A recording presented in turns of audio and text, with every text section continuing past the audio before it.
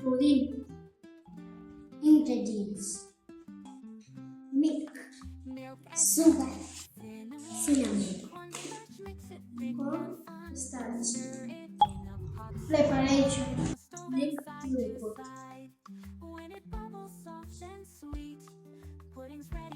The sauce will start in milk.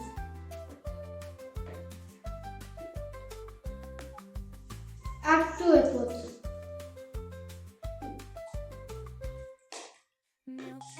Add cinnamon. Add sugar. Bring to the boil. Stir and stir. Add cinnamon. When ready, remove from heat.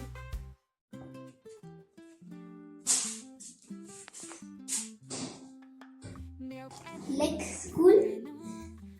Serve.